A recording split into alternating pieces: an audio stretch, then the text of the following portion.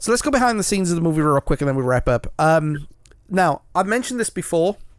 I mentioned this last week as I was previewing the episode on last week's podcast. The film was very, very faithful to the comic books and had an original plot that was complex, but it was changed at the last minute. Okay, so the Earth was supposed to be a rock from which two sides were shooting over. So, you see the guy leaning over, shooting, pulling back, waiting for the other guy to shoot, that kind of thing. And what happened was the bugs were a third alien race coming to clean up the Earth after the Earth got destroyed for being this rock in the middle of two walls fighting. The plot was considered too complex, so one of the races was wiped, and 3 scenes were edited in post-production. The pug scene, the waiter scene, and the message to Men in Black. Very few people knew about the plot changes, including the actors themselves. The only person who had a clue was Rip Thorne and the actor who played the pug. Everything else was done in post. The dog is in the know more than anyone. Right. To get the distinctive walk of Edgar, Vincent D'Onofrio taped his ankles and wore knee braces to lock his knees in place. Ow.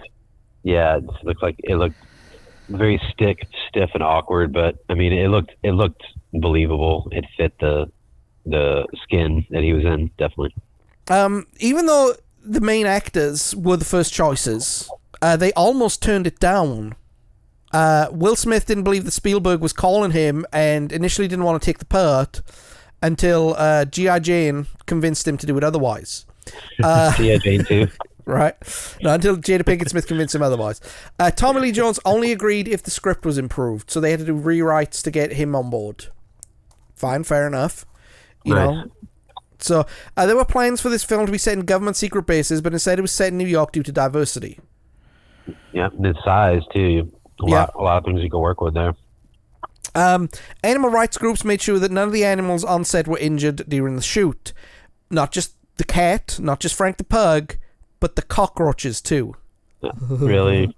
I swear. We have so many of them in the world. I think they'd be fine. Yeah. Now, one of the things that that could have been seen as racist or typecasting or whatever was Will Smith's line about there are 1,000 people on Earth and all they want to do is just work normally, and Will Smith instantly goes, "Oh, cab drivers."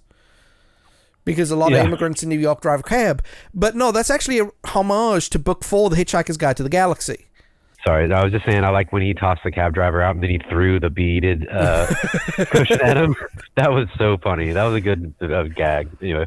Who invented the beaded car seat? What is the benefit of it is what I want to know. It's like, I want a bunch of hard, awkward things jammed into my back for hours. Yay! Yeah, no, my grandfather had one. It's just, ugh. I don't get it, yeah. But the film's success inspired Marvel to go into the movie business, with 2002 Spider-Man being the first one they shot after this.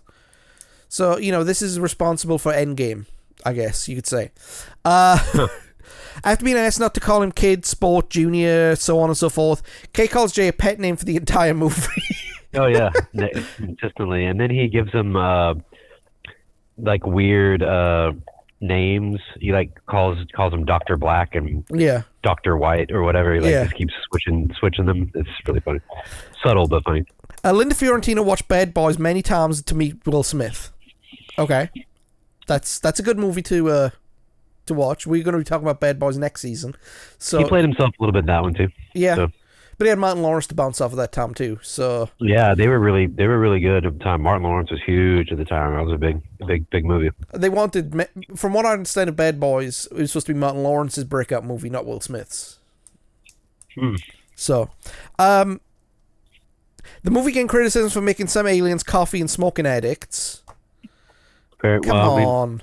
Even America long enough, or the Earth long enough, that's going to happen. Some of them. Tommy Lee Jones played a comic book character in this movie, and he played one in Batman Forever, and will play several more in the future. Will Smith would stay out of comic book movies until Suicide Squad. Yeah, I haven't seen that. I got to check that out. Many locations on the set are inspired by the 1950s and 60s space race. Yeah, totally. Bruce Campbell aka Ash, was supposed to appear in a small role but pulled out. This movie would have been 1,000 times better if they had Bruce Campbell in it. Yeah, just come in and just decapitate an alien real quick. Groovy. And just run off. There were 3 major changes to the MIB organization from the comic books. Men in Black monitored all paranormal activity on Earth. They wanted to shape the world rather than keep order. And Agent Day was a white guy, blue hair, blue eyes in the comics, but was changed race for the movie. So they were only monitoring New York. Yeah. So that seems a little more believable, a little more tangible. Yeah. So that makes you wonder if there's other organizations similar to that elsewhere. Well, then again, though, they did go to Arizona to stop the first one. So